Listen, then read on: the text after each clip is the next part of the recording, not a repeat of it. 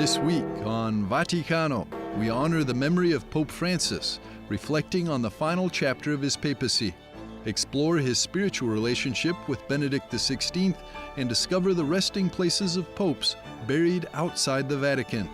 Vaticano starts now.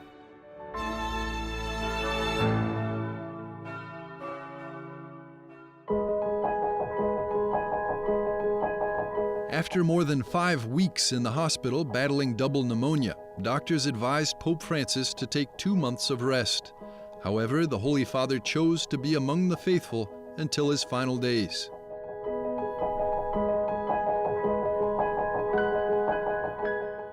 Two weeks after his release, the Holy Father briefly appeared at the end of the closing Mass for the Jubilee of the Sick and the World of Healthcare. After the final blessing, Pope Francis addressed the gathered pilgrims with a few simple words. Good Sunday to everyone. Buona domenica a tutti. Grazie tante.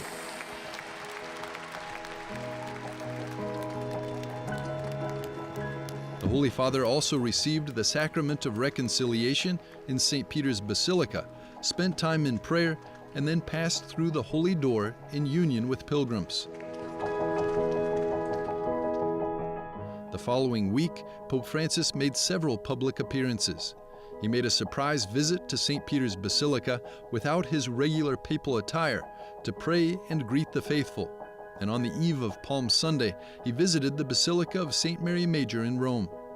According to a statement released by the Holy See Press Office, the Pope entered the Basilica to pray before the icon of the Virgin Mary, Salus Populi Romani, that he has visited before and after each of his apostolic journeys. On Palm Sunday, Pope Francis came out from the Basilica for around 10 minutes to wish a happy Palm Sunday and happy Holy Week to all those gathered in St. Peter's Square for the Palm Sunday Mass of the Lord's Passion. Buona Domenica delle Palme. Buona Settimana Santa. Following his greeting to pilgrims in the square, the Pope returned inside the Basilica, where he paused for moments of prayer before the tomb of the Apostle Peter, and then that of Pope St. Pius X and the monument dedicated to Pope Benedict XV. While Pope Francis didn't lead any of the main Holy Week and Easter liturgies, he made brief appearances over the Easter weekend.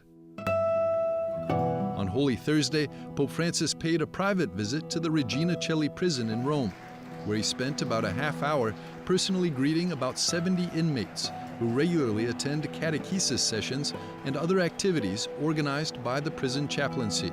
Though he was unable to perform the traditional foot washing, the Holy Father told the prisoners that he still wanted to be close to them. On Saturday evening, before the Easter Vigil, the Pope made a quick appearance to greet the faithful. Among the last to see and speak to the Holy Father was U.S. Vice President J.D. Vance. During the brief meeting, the two leaders exchanged gifts and Easter greetings. Pope Francis's last public appearance was on Easter Sunday to deliver his Easter Urbi et Orbi blessing from the loggia of St. Peter's Basilica. His final public words were simple: brothers and sisters, happy Easter. Cari fratelli e sorelle, buona Pasqua. After his message was read by Archbishop Diego Ravelli, the master of pontifical liturgical celebrations, the Holy Father blessed the cheering and waving crowds. Benedicat vos, omnipotens Deus, Pater, et Filius, et Spiritus Sancti. Amen. He later greeted the faithful in the square below from the Pope-mobile, for the first time since his hospitalization. The more than 15 minutes he spent greeting and blessing the 50,000 people gathered in the square turned out to be his final ride.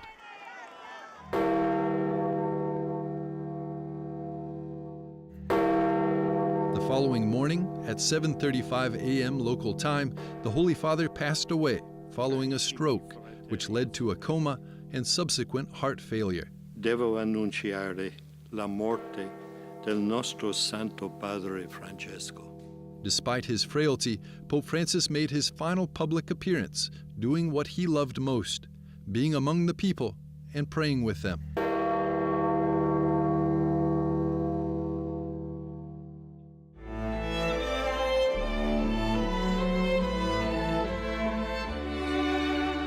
Stay with us as we explore the unique and thoughtful bond shared by Pope Francis and Benedict XVI.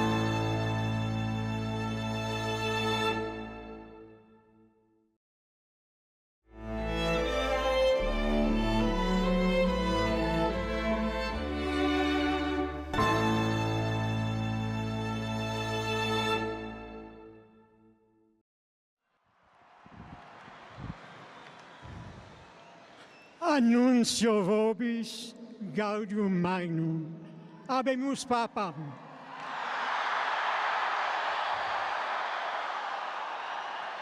Qui sibi nomen imposuit Franciscus'un.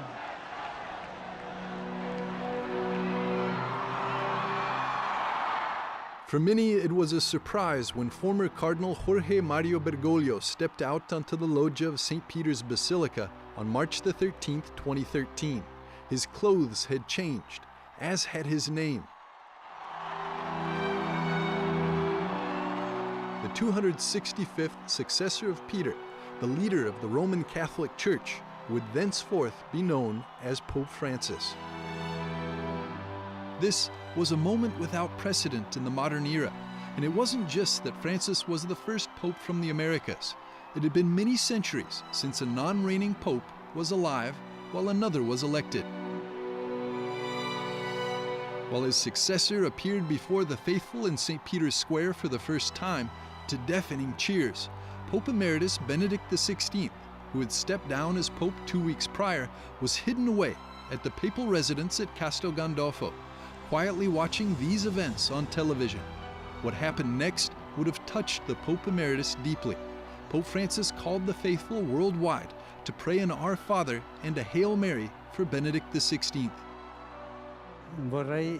I would like to say a prayer for our Pope Emeritus Benedict.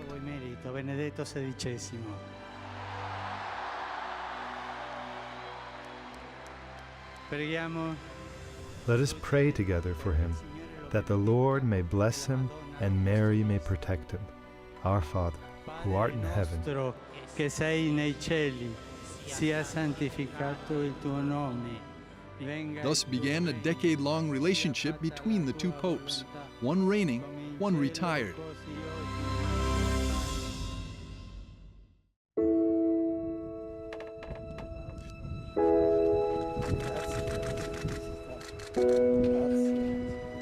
Ten days after his election, the new pope visited the Pope Emeritus at Castel Gandolfo. How strange. How strange. I think we were all amazed. It was something that was completely outside of any intellectual possibility to see two living popes. Who has ever seen anything like that ever? I mean, there have been retired popes, a few, over the 2 millennia of the church history, but no image like that. There was still a great deal of uncertainty, but I think by that point, Francis had been elected, he came out to see his predecessor, and that was a very reassuring image of unity. This was just the first of many private encounters between the two. They were at first deferential to each other, each inviting the other to take the lead. In the end, they just shared the kneeler in the chapel reserved for the Pope. Months later, Benedict would take up his residence at the Mater Ecclesiae monastery within the Vatican Gardens, just several hundred yards away from Francis's own residence at the Santa Marta guest house. He chose to stay in the Vatican instead of going away. He said in his last audience talk, I believe, it was the last public audience, he said, for me, there will be no more going to conferences and giving speeches. I will live a life of retirement, of quiet, of isolation, of solitude. In the beginning, it was very strange to see the two popes, as it were, one emeritus and one reigning together. But by staying there, I think it did show that he was not abandoning the church, that he was staying, as he said, in prayer in support of the church. Some people raise the question of, what will it be like to have two popes in the Vatican? Will it be a conflict? Will it be a... I personally didn't think so. I thought that the choice of living in the Vatican was precisely to avoid that kind of thing. I think it was the only choice to make in that situation, because had he gone back to Germany, as he might have liked to have done, you might have had a situation really of two papacies, because you would have had people going to visit the Pope Emeritus, you would have had problems of security, and you would have had visually an idea that he had abandoned the heart of the Church. Archbishop Georg Ganswein, his private secretary, stayed with him for what Benedict thought would be his last months. War überzeugt, dass nach seinem Verzicht He believed that after his resignation, the good Lord would grant him just one more year. Perhaps no one was more surprised than he was when that one more year turned into many more. dass aus diesem Jährchen nicht wenige Jahre geworden sind. After resigning, Benedict XVI only officially left the Vatican walls once, to see his dying brother, Monsignor Georg, back in Germany. At the Vatican, though, he took part in several public celebrations, especially just after stepping down. Particularly memorable were the canonization of Popes John Paul II and John XXIII in 2014, and the opening of the Extraordinary Jubilee of Mercy in 2015. The world also saw him at a handful of other events, almost always as just another participant. Benedict's proximity within the gardens could have been awkward, but Francis often said that his was a welcome presence. Io ho detto tante volte I have said many times that it gives me great pleasure that he lives here in the Vatican, abitasse qui in Vaticano, perché era come avere. because it is like having a wise grandfather at home. Thank you.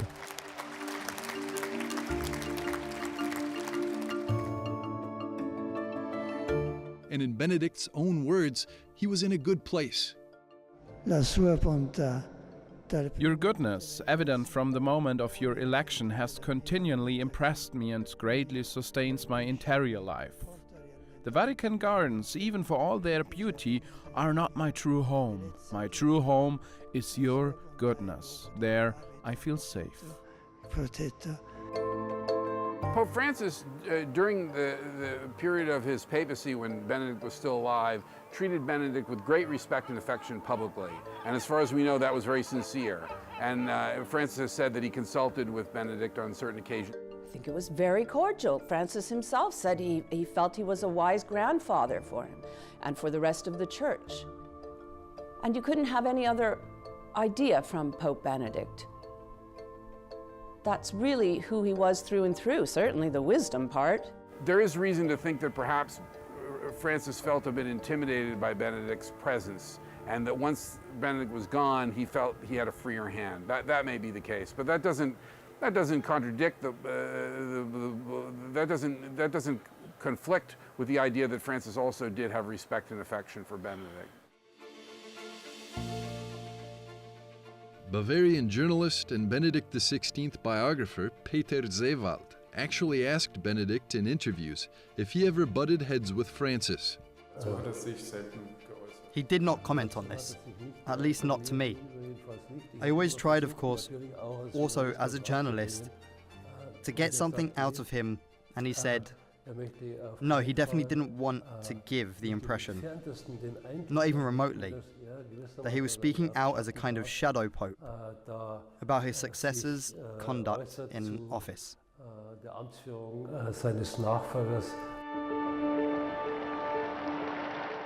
And as he carried out the Petrine ministry in Benedict's footsteps, and in an interesting way as Benedict himself looked on behind the scenes, Pope Francis repeatedly stressed how significant Benedict XVI's life's work was for the Church, not only his theology, but also his commitment to the victims of abuse. Francis lauded his efforts on multiple occasions, including during a 2018 visit to an Ireland still dealing with the aftermath of abuses. Suo intervento franco e deciso continua a servire. His frank and decisive intervention continues to serve as a spur to the efforts of church leaders to correct the errors of the past and to enact strict rules to ensure that they are not repeated. Che non accadano di nuovo. Benedict was known to host visitors to the monastery, private visits, particularly with people he already knew. After new cardinals were made by Pope Francis in St. Peter's Basilica, one of their first stops was to the Mater Ecclesiae Monastery to pay their respects also to Benedict. Benedict and his secretary, Archbishop Ganswein, would also pray a daily rosary out in the gardens, accompanying Francis in prayer year after year. I think that Pope Benedict had a great strength of intellect, obviously, and it was something that carried him forward even with the frailty of his health. I suppose that if he had remained Pope, he might not have lived 10 years because the stress of that, the pressure of that office is such that, you know, he might have been worn out. But he was able to rest and have a very quiet life there in Mater Ecclesiae. Non credo che quei momenti tristi. 2023 Ratzinger Prize winner Father Pablo Blanco Sarto, a Spaniard, saw great importance in Benedict's supporting role. When a pope, in a particularly delicate moment, chooses to withdraw for prayer, it serves as a powerful example of the importance of prayer within the Church. His withdrawal is not only a personal act, but also a gesture of support for the Pope who follows, especially during this ongoing process of reform and purification within the Church. This action exemplifies what he articulated in a theory or in his theology, the theology of holiness.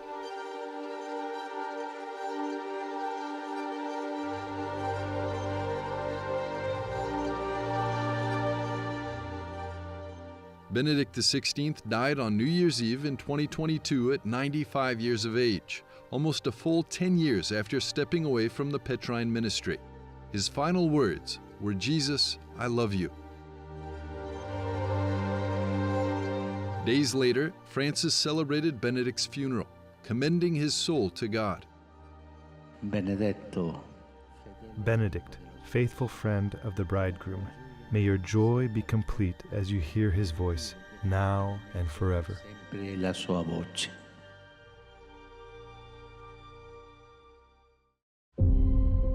Benedict was entombed among the many other popes in the grottos of St. Peter's Basilica, thus closed a fascinating and unprecedented chapter in the history of the Church, when two popes, Francis and Benedict XVI, lived together as friends in Vatican City. Perhaps the most historic thing about Francis's pontificate, we'll have to see, historians will have to see in time, but it may be this cohabitation, if you want to call it that, of two popes. That's extraordinary, and we'll see again if that happens again. It will go down in history certainly as the first and the most remarkable period of the papacy, but one that allows for a new possibility. Why not? It's okay. The Church can adapt to something like that and can survive and perhaps even thrive.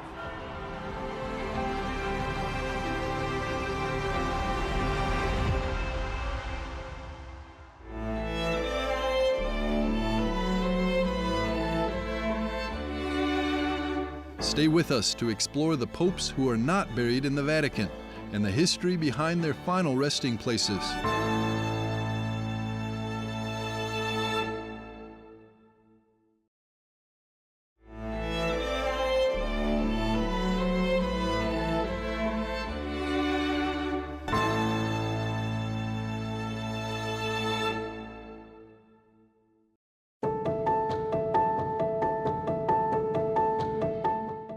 When a pope dies, the funeral is solemn. The funeral rite of the popes has been codified over the centuries and has two objectives. The first is to show respect and reverence for the remains of a man who became pope. The second is to show the transience of the human condition. The man who became pope is a man who, from the dust, became the successor of Peter, and who, at the moment of death, performs the greatest act of humility by entrusting himself to the Lord of life, testifying his faith in him, and handing over to others the office received. Since the 4th century, after the funeral rite, the popes have generally been buried in the Vatican, with exceptions, reasons of convenience particular requests of the pontiff, and even practical reasons. Among Peter's 265 successors, 30 were buried outside of Vatican. Pope Francis, in his spiritual testament, also chose not to be buried in the Vatican. He expressed his wish to be laid to rest in the Basilica of St. Mary Major. The last pope before him not to be buried in St. Peter's was Pope Leo XIII, who requested interment at St. John Lateran. La tradizione di seppellire I papi in San Pietro non è da The tradition of burying popes in St. Peter's does not date back to the beginning of Christianity. We know nothing about the burials of the first 2 centuries. The first popes, up to the 5th century, are buried in the catacombs or some surface monuments. Leo the Great is the first pope to be buried in St. Peter's. From that period on, we have burials scattered throughout the churches of Rome, and then from the end of the 5th century until the 10th century, burials mainly at St. Peter's. The Bishop of Rome is buried where he dies. Bishops who die in Rome are buried in Rome.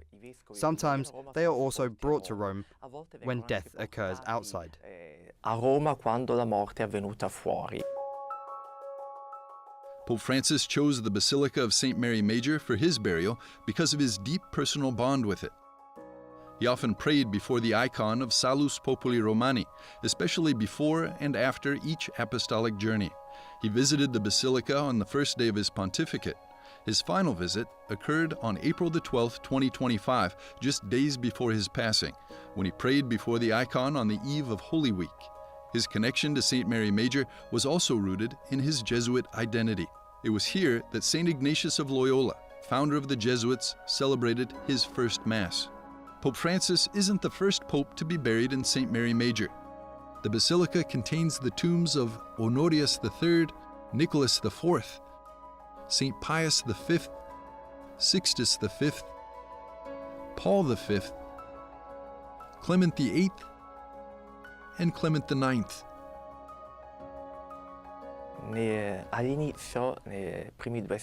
In the first 2 centuries, burial is necessarily where the cemeteries are, and the cemeteries are the catacombs that we know today. Afterward, starting in the 3rd century, we have burials on the surface. The first criterion is that of practicality. Where there is a cemetery, the body of the Bishop of Rome must be laid to rest.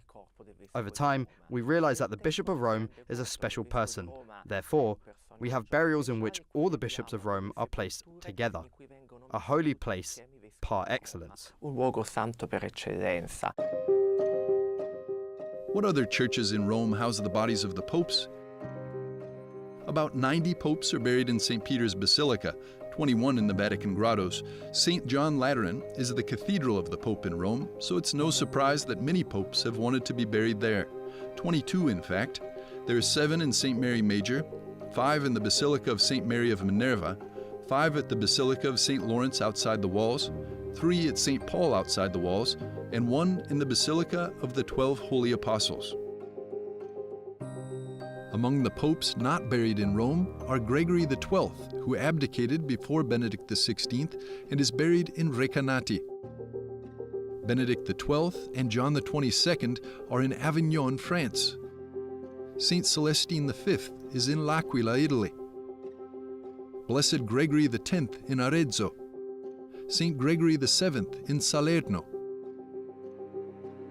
And Saint Adeodatus I in Cinto Euganeo. Pope Francis had decided that he would be laid to rest in the Basilica of St. Mary Major, a choice that slightly altered the traditional funeral rites. At the conclusion of the funeral, his body was not taken to the Vatican grottos, as is customary. Instead, the procession moved towards St. Mary Major for his burial.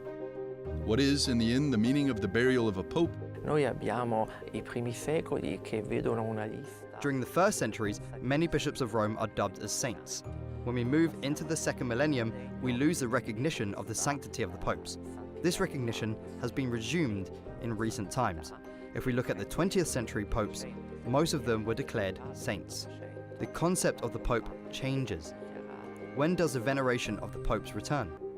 In the 19th century, after the French Revolution, 2 popes, Pius VI and Pius VII, were arrested and deported into exile. Pius VII even dies as a prisoner in Valencia, France. Pius VII is a prisoner of Napoleon for 5 years, and at that moment the images, the engravings of the imprisoned popes begin to circulate.